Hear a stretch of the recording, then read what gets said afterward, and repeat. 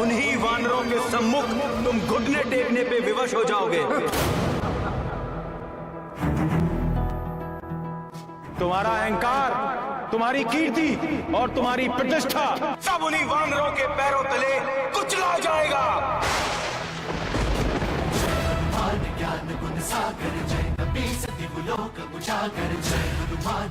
वानर ही तुम्हारा सारा ऐश्वर्य और तुम्हारी पाप की लंका को जलाकर भस्म कर देंगे।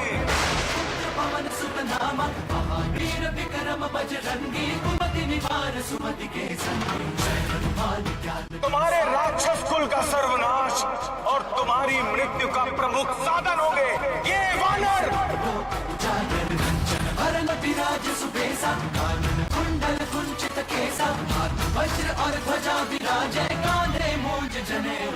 कभी लोगों में तुम्हारी निंदा होगी, और जिस वानर रूप को तो तुच्छ मानकर अपमानित कर रहा है, वही वानर रूप यशस्वी होकर भक्ति और पराक्रम की मूर्ति बनकर सर्वत्र पूजा जाएगा। ये मेरा श्राप है तुम्हें, मेरा श्राप है तुम्हें, मेरा श्राप है तुम्हें, मेरा श्राप है तुम्हें। कभी लोगों में तुम्हारी निंदा होगी, और जिस वानर रूप को तो तुच्छ मानकर अपमानित कर रहा है, वही वानर रूप यशस्वी होकर भक्ति और पराक्रम की मूर्ति बनकर सर्वत्र पूजा जाएगा। ये मेरा श्राप है तुम्हें, मेरा श्राप है तुम्हें।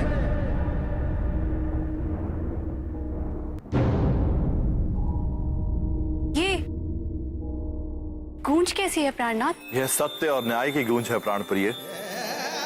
हमारे सर्व समर्थ भक्त नंदी ने एक अशिष्ट को उचित दंड दिया है।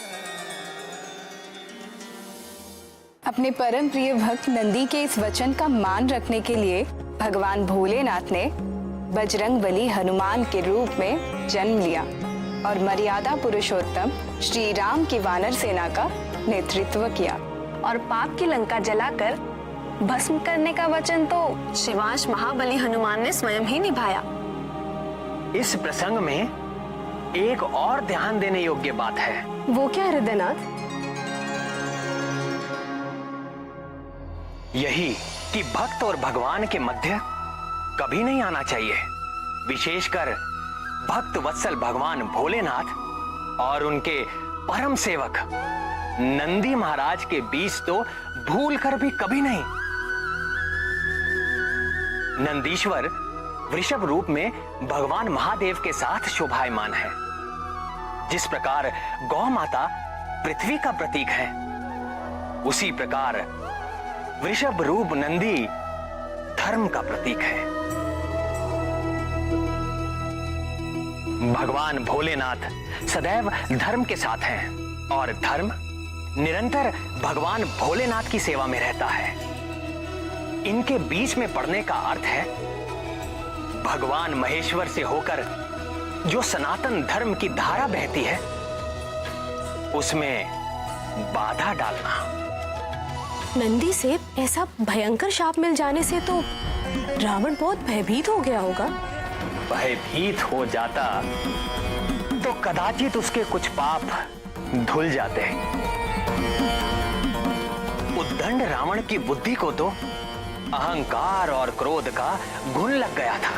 अरे मोड़, तू ना आलसी बैल बन सका ना विधिवत वानर। तू क्या समझता है मैं तेरे तुच्छ शाप से घबरा जाऊंगा? वानरों से भयभीत होकर प्रार्थना क्षमा प्रार्थना करूंगा। तूने अभी मेरी शक्ति देखी नहीं है, परंतु तुझ पर बल का प्रयोग करके मैं अपनी शक्ति को व्यर्थ नहीं करना चाहूंगा। तेरा अस्तित्व तो वैसे भी तुच्छ और नगण्य है,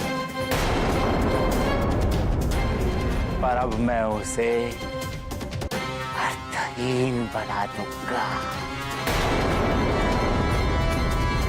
तो यहीं खड़ा रह और देख, मैं तेरे सामने से ही संपूर्ण कैलाश पर्वत को यहां से उखाड़ कर अपनी राजधानी लंका ले जाऊंगा।